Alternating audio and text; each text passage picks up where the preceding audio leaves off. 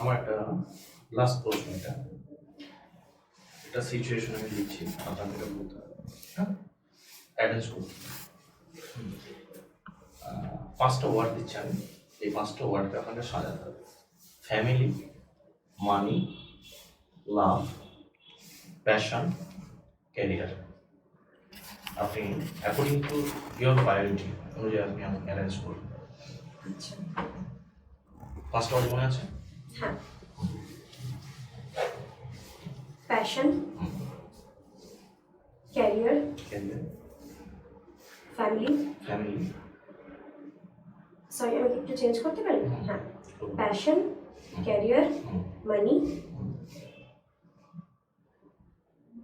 লাভ আছে সব। হ্যাঁ, ফ্যামিলি, লাভ।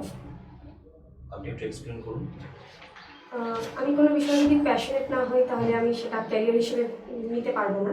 কোনো বিষয়ে যদি আমি প্যাশনেট না হই তাহলে সেটাকে আমি আমার ক্যারিয়ার হিসেবে নিলেও খুব বেশি দূর এগোতে পারবো না, সেক্ষেত্রে ক্যারিয়ার।